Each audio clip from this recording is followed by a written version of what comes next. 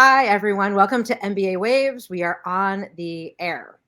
MBA Waves is the live interactive vidcast talking all things MBA every week on LinkedIn Live and Facebook Live and YouTube Live.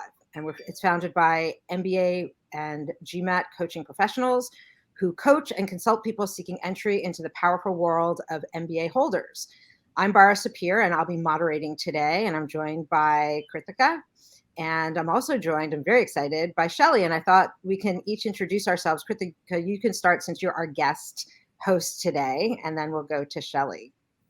Hey Bara, always a pleasure to be here. I'm joining in from India and I'm one of the co-founders at Career Labs, your go-to place for all your career needs. Very, very excited about round 2 interviews. Awesome. Hi, everyone. Shelly Heinrich from Georgetown McDonough in Washington, D.C. I've been here for almost 9 years. I can't believe it's gone by so fast. But I always enjoy talking to prospective students, helping them think about how to create a competitive application. So I'm looking forward to sharing some tips today. Okay. And today's episode, we're going to be talking about round 2 interviews. But before we do that, I have something really special to say, which is that it is... It's Shelly's birthday. So my gosh. So much for joining us. Thank you. I have a few hats. I also got this one. I didn't even get to try, to see. This one looks pretty. This one actually I could wear to a party probably in the Bay Area. That's right? Awesome. Right. So happy birthday. And what's your big wish this year for your birthday that you can share with us? And it's funny, my kids today said, "You go to work on your birthday?" And I said, "Welcome to the real world." So yes, we work on our birthdays. What's my big wish? I'm so excited to travel again. I love traveling internationally, even domestically, and obviously much of that was put on pause. So we're going on a cruise in a few weeks, and then probably go to Europe this summer. So that's what I'm most excited about this year. That sounds amazing. Yeah, I'm really looking forward to travel too. So I wish that for you, and happy birthday, and thank you for joining us. And tell your kids, like it's adulting sometimes working on your birthday. Sometimes you can get away with not, but yeah. Great. So let's get started. I just want to talk, I want to hear from both of you. What is the context or purpose of an interview in the entire application process, and how does it benefit the schools, and how does it benefit the applicants? You mean to go first? Shelly, you go for it. Yeah. Perfect. So the interview is a way to get to know you as a person.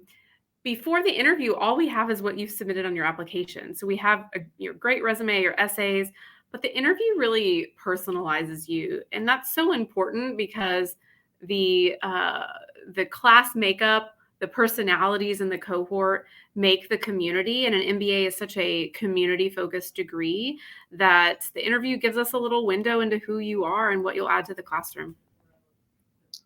Amazing. Yeah. And how does it benefit the applicant? I think it gives them an opportunity to share what makes them special, share their value proposition. Every school has different essay prompts, and sometimes those essay prompts don't allow them to share exactly their unique selling proposition, as we would call it in business school. And so the interview is a way to do that. The interview is also a way for an applicant to assess the community of the school. So it's, oftentimes a two-way interview. We're interviewing them, they're interviewing the community. And so, it's a great way for them to learn as well. Cool. Krithika, since you're preparing people for interviews, what about you with this question? I would say this is the best opportunity for showcasing who they really are. And for some people, especially speaking for international applicants and others, it might be very hard to express, and to be very honest, essays don't allow too many words.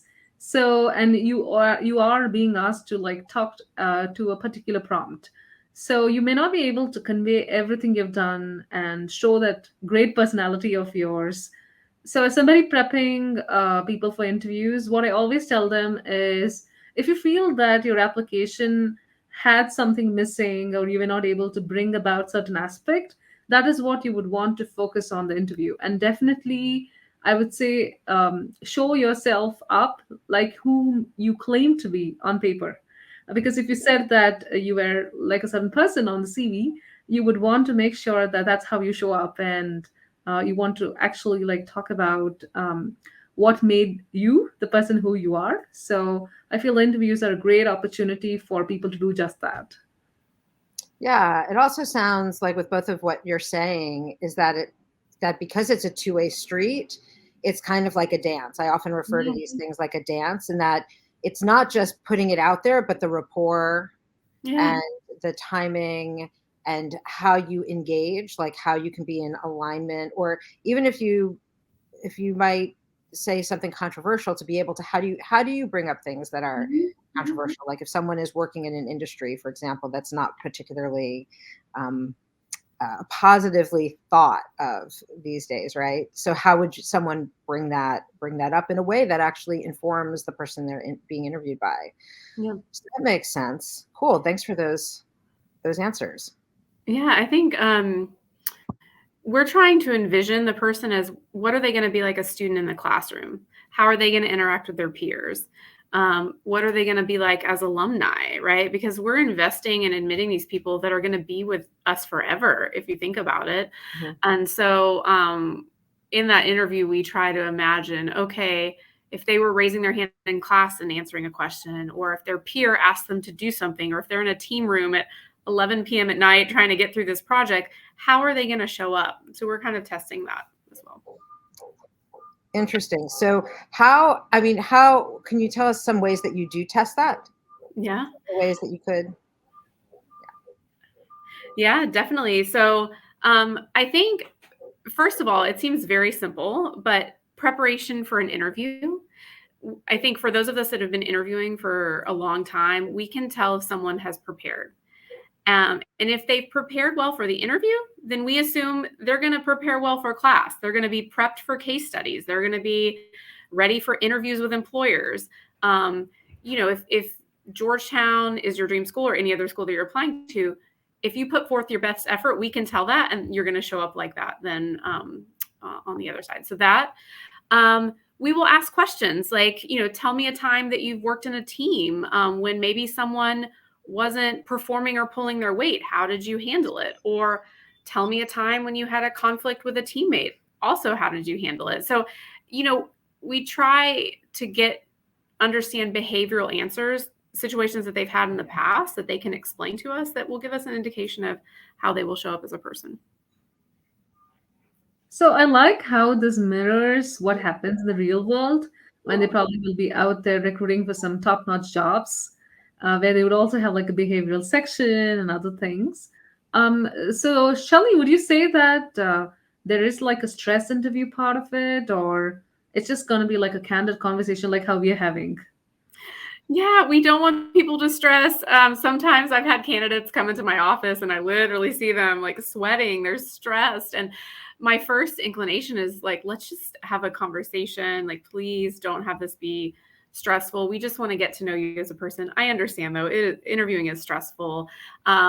So no, we're not trying to stress people out, please. We just want to get to know you as a person. And you, at least at Georgetown's case, you wouldn't have been invited to an interview unless you had moved along in the process. So we read first and then we invite to interview. So you can come in with the confidence to know that on paper you already have what it takes. So just relax and have a conversation and get to know us.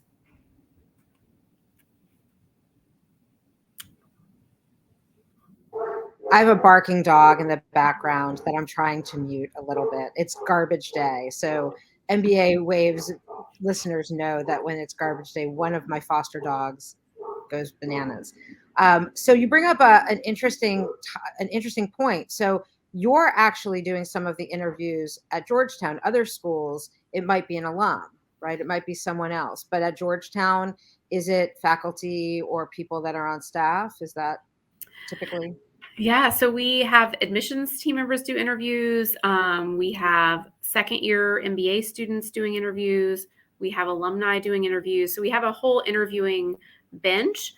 One of our goals in the entire admissions process is to reduce biases. And so having a bench of diverse perspectives is really important to us. And, but our admission staff they want to stay in getting to know the candidates. Like if we're not interviewing, we don't really know what's happening in the market, what's happening with candidates, their interest.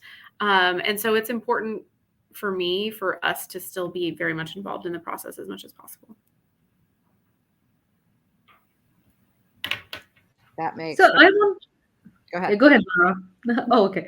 So I want to discuss about this aspect of how, for example, whether it's a blind interview or a non-blind interview. So is for Georgetown, what is it, Shelley?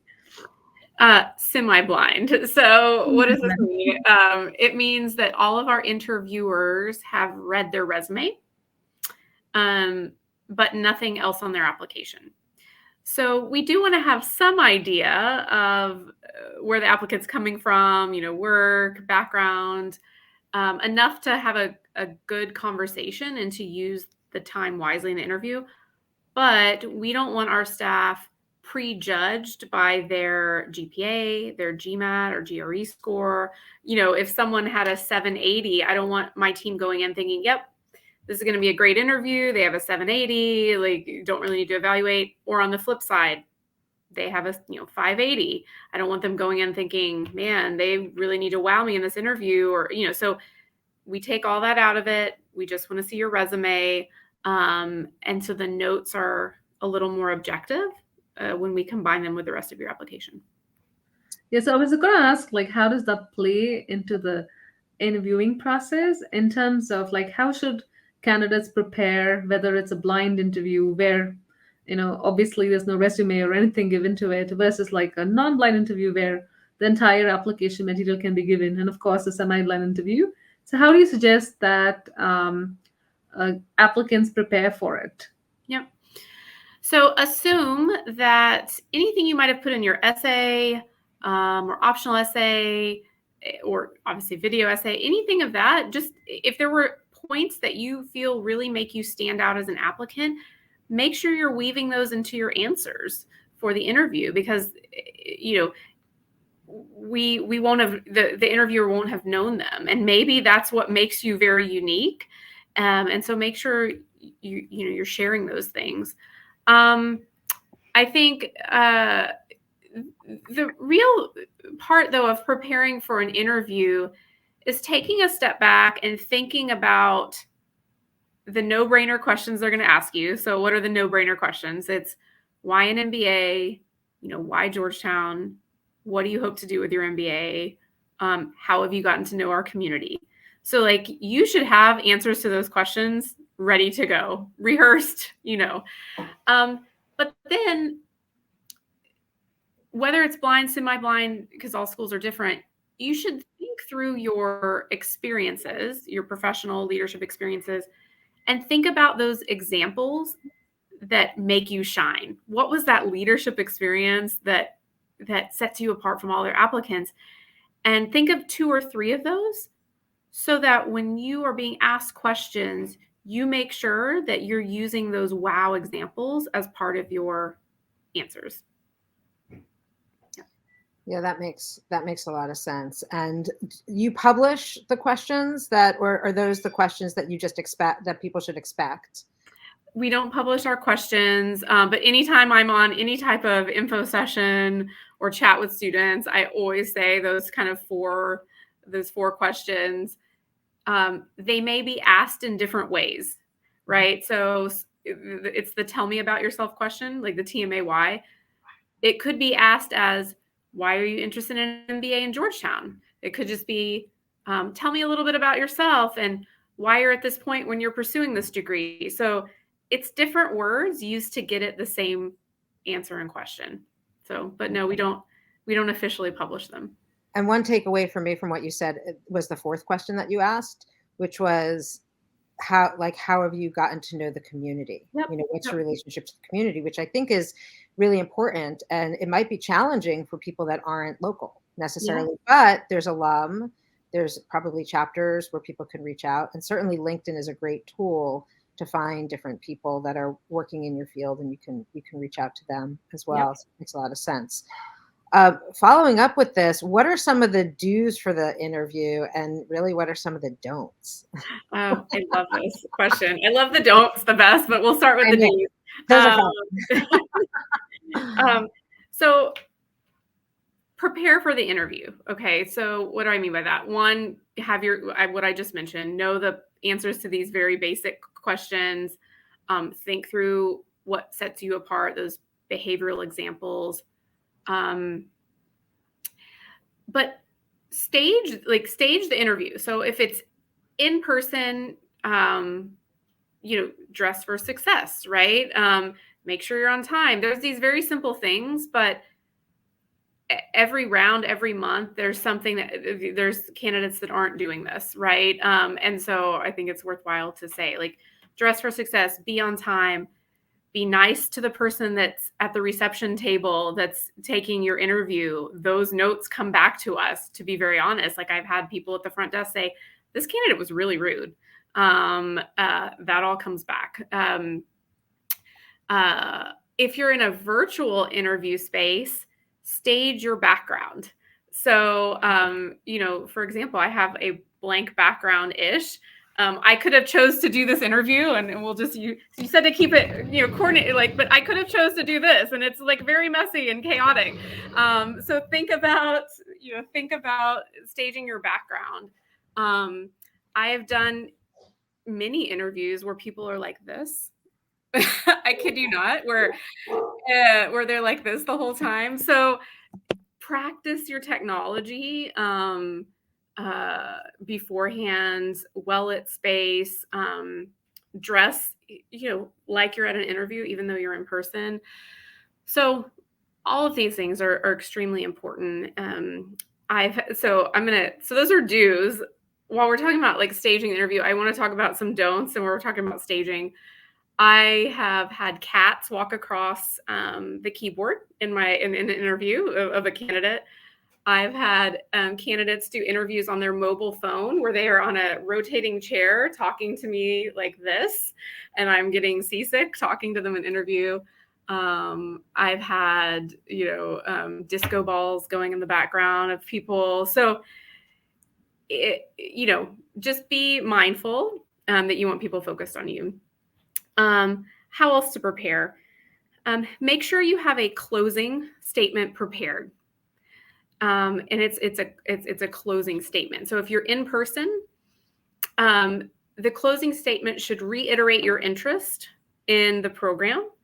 It should be with a firm handshake. So, thank you so much for taking this interview. It's been great to meet with you. I just want to let you know that Georgetown is my number one choice. And so if accepted, I look forward to being a student, whatever that answer is, but own the closing in an in-person. But same in a virtual, take that moment to have your closing statement, even if they don't ask you for it. I've always been impressed when people have a closing statement and I can tell they've prepared for it. Also prepare when they ask you about your school, like why Georgetown.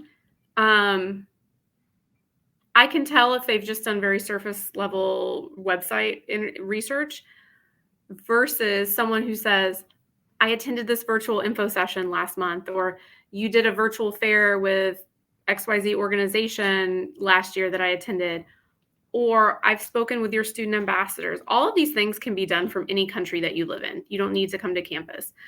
But anytime a candidate tells me those things that they've done, immediately in my mind, I say, okay, they're actually interested. They've taken time to know the program. And so in my mind, it shows they've done better research. So I could go on and on, but those are just some very preliminary do's and some don'ts. You could give a really juicy don't. Sorry, I had to ask you, did the disco ball person get in? Oh my gosh.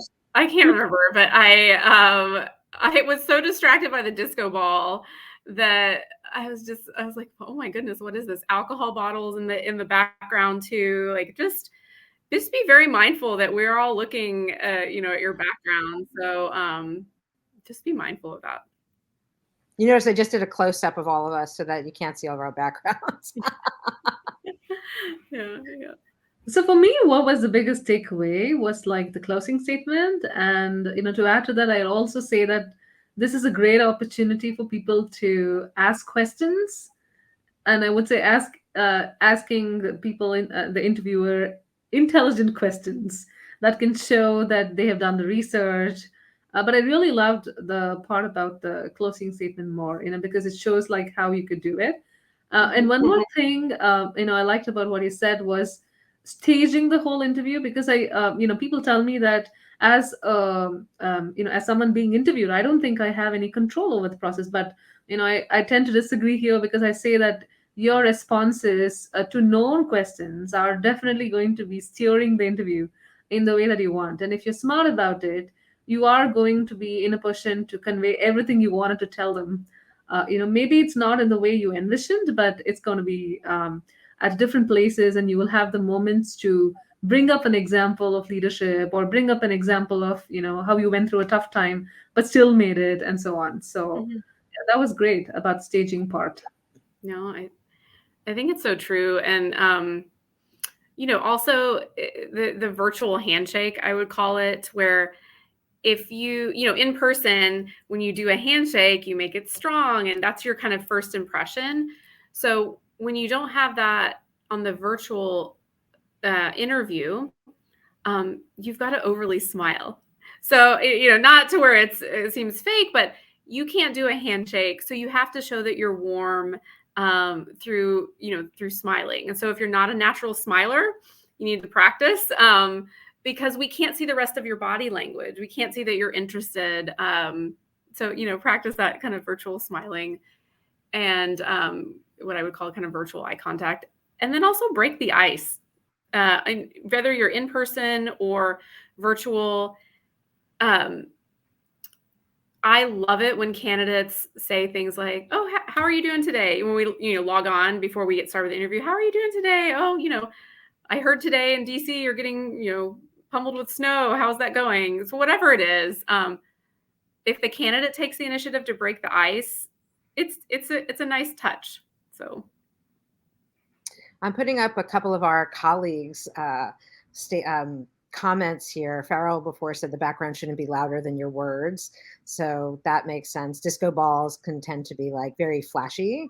And Marlena has said an applicant definitely has control over the closing statement, and it's the candidate's change to reiterate the key points, which I think is, when it's practiced, it sounds good, right? You can bring that warmth to it. This is what actors do all the time.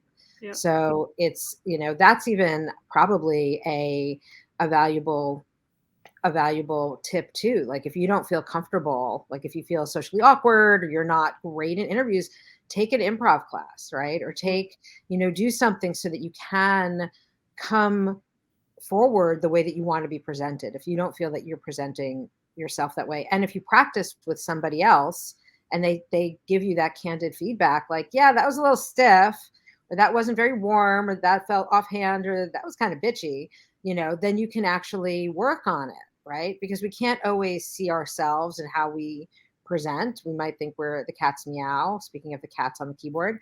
But you can get those tools, and these tools are going to be valuable, not just for the interview, but for school, with your colleagues, professionally in life. I always talk about how going to business school is it's a microcosm, right? Mm-hmm. And it's a way for you to refine who you want to be in the world.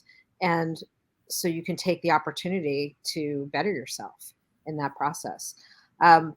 So if someone doesn't feel the interview went well, then what would you recommend them do after that, if anything? It's interesting. So I guess if they felt like they didn't maybe answer a question well, or they weren't able to, articulate basically answers to the question, on occasion, I've had applicants email afterwards to say, "I know you asked me this question. I didn't feel that I articulated my response well enough." And then, they give me a short little paragraph about it. I can probably, though, count on two hands in 12 years of doing this when that has happened. I will say though, sometimes always applicants will follow up with an email with a thank you, reiterating their interest. Very rarely I feel though that candidates really bomb an interview. I mean, I say, so I'm struggling through answering your question because, I feel like interviews are on a bell curve where, let's say there's 5 or 10% of applicants that are phenomenal. You walk out of the interview with chills because they were phenomenal. And on the other side, maybe only 5% that fall on the extreme of not phenomenal. I hate to use negative words, but they didn't do well. Less than phenomenal. Less than phenomenal. I would say 80 to 90% of people fall in the good category. If you've made it to the interview stage, in general, you have what it takes. And so I'm struggling to answer your question because very rarely has it been such a bomb interview that I get then a lot of people that email saying, oh, I just don't think it went well. Here's all the answers of how I could have done better. So, yeah. And to probably phrase it a little bit differently, would you say that you've definitely seen people who have not answered questions, but still you don't think that that's like bombing the interview, right? So they need not answer like 100% of the questions that are asked of them. And still you will feel that, yeah, it wasn't too bad. I think this is a savvy interview kind of skill where you should acknowledge and answer the question, but also you can provide, if you can really understand the interviewer's intent, then you can supplement answering the question with additional information that hopefully gets at what the interviewer was asking. So that's one thing. The other thing is make sure you did understand the question that they were asking, because interviewers are human. Like, we're human. Sometimes we phrase things in not a great way. I mean, like, I can definitely tell you over 13 years, I've sometimes asked an interview question where in my head I'm saying, what did I just ask? Or that didn't make sense. So we're all human. Just ask us to clarify. So what did you mean by that? Can you explain? Did you actually mean to ask me that? So just have a conversation, but don't not acknowledge the question that was asked. This is especially important, I would say, if English is not your native language. Part of the interview is assessing your English language ability. And so if we ask a few questions for which we are not getting the answer to the question, our thought is, did you memorize an answer just to memorize the answer? And so then we think, well, maybe you didn't understand the question, or maybe you can't think enough quickly on your feet in English to answer the question that we asked. So that's really important, especially if you're a non-native English speaker, and especially if you're in a virtual interview as well. We have a question from Farrell. If most interview well, does it have much bearing on the process? Great question. So if we have this kind of the middle 80, 90th percentile that do well, then then you're and you've already made it to the interview stage, then you're good. If you're in that 5% that did less than well on the other end of the bell curve, it can have a huge impact. Like, in that, no matter what your GPA or GMAT is, if that interview was not good, you can be put on the wait list or not admitted. Because at the end of the day, we don't care about all the other stuff if you're going to show up as not a great community member or cohort member. Now, on the opposite end of the spectrum, if you do really well, they can have a huge impact on your scholarship potential, right? So even if you have average scores, like you're kind of average on everything else, but you knock it out of the park on a great interview, absolutely. Because when when we have chills coming out of the interview, oh my gosh, like those people that you walk out of your office saying, this person was amazing, let me tell you all the things about it. then when I'm in admissions committee or without students in admissions committee, you're able to say this, we want this candidate in the classroom. This is absolutely a candidate that Georgetown wants. And so that can weigh in heavily on scholarship decisions, I would say. That makes a lot of sense. It's making me think. I wonder, as we look at some of the political leaders that went to business school, I'd love to see some of the notes from the interviews that they had, right? Yeah, like, yeah. I wonder what people said about them in those rooms. Yeah. I think that'd be interesting. Is there anything else that you would recommend that we didn't cover today that you think would be a valuable point of information for folks who, like, even for all of these tech folks that have been laid off that are going to be potentially entering the business school application pool? Like, are you thinking about different ways to interview them? Yeah. So, this is a good question. I mean, it's similar to 2020, although not similar and different, and with massive layoffs, right? Business school is a great place to land, right? And we as admissions interviewers and admissions professionals, we know what's happening. We know people in fantastic jobs who have great profiles are getting laid off. So don't be afraid to come to us and say, look, yes, I was laid off. And it was unfortunate, but this is a good time for me to break and come back to business school and think about what's next. So, again, realize that we're human. If there are gaps or inconsistencies or weaknesses on your application, just explain them to us. If you feel the need to in the interview, most schools have optional essays where you can just explain an optional essay. So if you don't want to go negative in the interview, which is also a good strategy, don't necessarily need to bring it up. But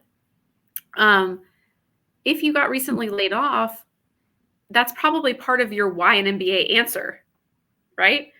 I was recently laid off and I've thought about my options. I've thought about, do I go back into tech, or maybe this is a good time for me to take a beat and go to business school and see what else is out there. Business school, in particular, MBA programs, I think 84% of our incoming class this past year either switched functions or industries. So it is a good transition point. So don't be ashamed of your weaknesses. Highlight them in an interview only if you think it's relevant to the questions being answered. Leave the rest of the optional essay. But yeah, we welcome you with open arms, and don't worry that we're coming on to round 3. Again, we've seen this in different recessions or different points, and we welcome you to apply. Thanks. Great answer. Krithika, do you have any other questions? Yeah, I have just a quick question here on, Shelley, do you think round 2 interviews, or for that matter, round 3 or even round 1, are any different than the others?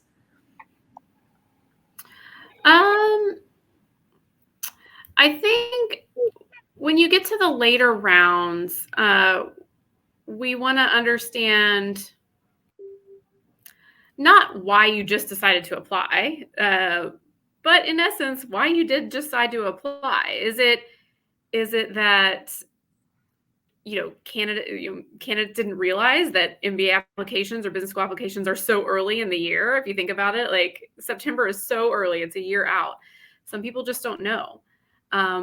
Or is it that you are looking to make a transition in your career? So there is some, if you're being interviewed in later interviews, kind of explaining a little bit why you decided to apply in the later interview. It's not a bad thing, but just kind of why. But other than that, I mean, the process is the same. You will interview with the same type of people. The questions are very similar. I mean, we do try to hold constant our process throughout the rounds. So, the process will definitely be the same. I mean, the big thing is like the turnaround time. If you are admitted, you got to decide pretty quickly. Whereas round 1 and round 2, you have long window times to decide.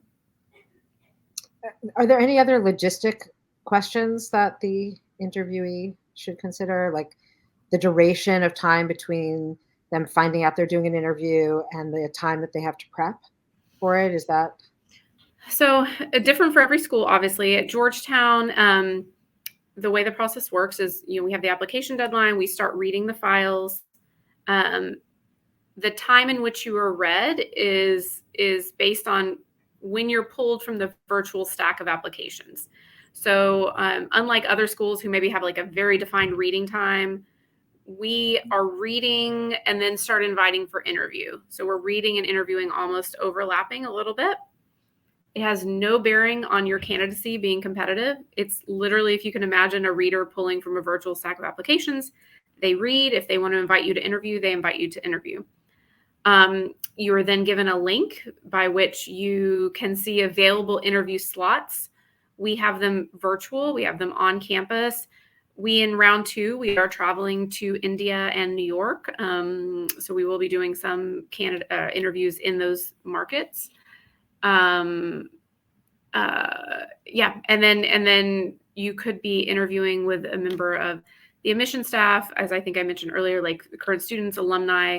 They are typically 20 or 25 minutes, the interviews are, and then we give you 5 or 10 minutes to ask us questions. Definitely always come prepared with questions. I think there are a good number of times when students will say, well, I've already had my questions answered by your students, your alumni. I've talked with a lot of people on your staff.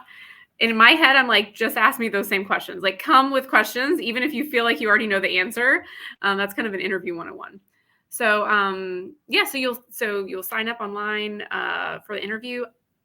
I would say it's typically, we show interview availability like 2 weeks out. So it's going to be kind of within 2 weeks that you would schedule an interview.